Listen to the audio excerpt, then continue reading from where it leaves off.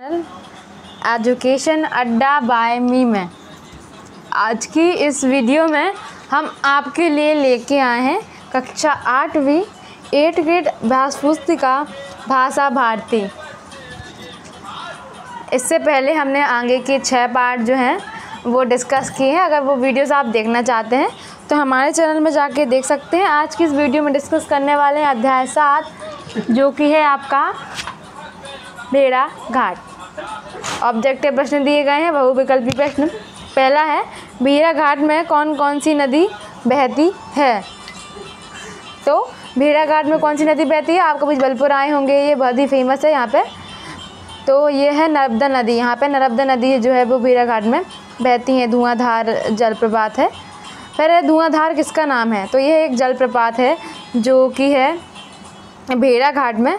वहाँ पर जो है वो नर्मदा नदी ऊंचाई से नीचे गिरती है, तो वो जो पानी है वो धुएं के रूप में ऐसे दूध जैसा वैसे प्रतीत होता है, तो वो इसी को धुआंधार कहते हैं। प्रश्न 3 है नर्मदा किस स्थान से निकलती है, तो नर्मदा निकलती है अमरकंटक से। प्रश्न 4 है सही वर्तनी शब्द वाला कौन सा है, तो यहाँ पे ऑप्शन तो कट गए हैं, तो आंसर रहेगा बी प्रपात। फिर है पाठ के अनुसार संस्कृत कोश में नींबू का उल्लेख करना कौन भूल गया था, तो उत्तर संस्कृत के एक दिग्गज लेखक जो सम्राट विक्रमादित्य की सभा के नवरत्नों में से एक थे। प्रश्न 6 लेखक ने भेड़ाघाट की चट्टानों को तपस्वी क्यों कहा है, तो जब बरसात आती है अथवा जब घना अंधकार आता है तब भी वे अपनी उज्ज्वलता अपनी पवित्रता खोने को तैयार नहीं है, इसलिए उन्होंने उसे क्या कहा है, तपस्वी। दूध धारा नाम क्यों पड़ा, तो जब जोड़ का घर्षण होता है तब पानी भी दूध जैसा दिखाई पड़ता है। जब वो ऊंचाई से पानी गिरता है जलप्रपात वाला नर्मदा नदी का, तो जब ऊंचाई से गिरता है वो पानी तो दूध जैसा प्रतीत होता है, धुएं के जैसा, तो उसे दूध धारा भी नाम कहते हैं। प्रश्न 8 है गौरी शंकर मंदिर का निर्माण किसने और कब कराया था, तो गौरी शंकर मंदिर का निर्माण कर्णदेव की महारानी अल्हड़ा देवी ने संवत 1155 और 56 विक्रमादित्य ने उसे बनवाया। ठीक है,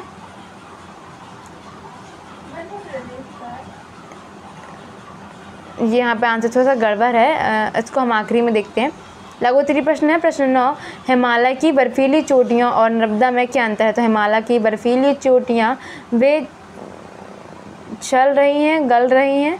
नर्मदा चाहे कितनी मर करे किंतु वह मरती नहीं है। फिर प्रश्न 10 है श्रीधर पाठक की कौन कौन सी काव्य पंक्तियाँ नर्मदा की धारा पर सटीक बैठती हैं, तो प्रकृति यहाँ एकांत बैठी निज रूप संवारती, ये निज है मिज नहीं है, तो ध्यान रखें, ये निज रूप संवारती। पल पल पलटती भेष छलकी छन छन कभी धारती, मानो जादू भरी विश्व बाजीगर थैली खेलत में खुल परी शैल के सिर पर फैली। दिए गए शब्दों का प्रयोग कर एक एक वाक्य बनाना है। नर्मदा शोभा और चट्टान। नर्मदा अमरकंटक से निकलती है, गार्डन में लगे फूल गार्डन की शोभा बढ़ाते हैं, चट्टान से पानी गिरता है। प्रश्न 12 जा तो दूध धाला आए, यह बात किसने कही थी, इस वाक्य को मानक भाषा में लिखी, तो यह बात लेखक ने की थी। दूध धारा आह कितना अच्छा नाम है, जब जोड़ का घर्षण होता है तब पानी भी दूध जैसा दिखाई पड़ता है। प्रश्न 13 बड़ा छोटों को सिर पर लेकर ही बड़ा होता है, पंक्ति का आशय स्पष्ट करना है। तो संगमरमर के ऊपर हरी घास और घास पात को जब लहराते देखा तो जी ने कहा यह कुल कलंक यहाँ भी आ गया, तभी चट्टान मानो बोल उठी, बड़ा छोटों को सिर पर लेकर ही बड़ा होता है, वे मेरी विशालता की शोभा है, नगण्य तुम हो जो उनका मूल्य नहीं समझ पाते। यहाँ पे कूद नहीं समझ पाते हैं, यहाँ पे सुधार लीजिएगा, मूर्ख तुम हो जो उनका मूल्य नहीं समझ पाते।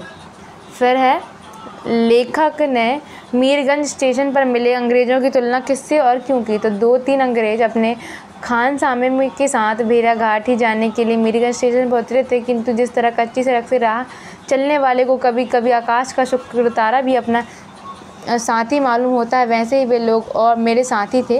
शरीर से तो हम एक दूसरे से कुछ ही गज की दूरी पर चल रहे थे, किंतु धारणा में हम एक दूसरे से सैकड़ों मील दूर थे। तो ये थे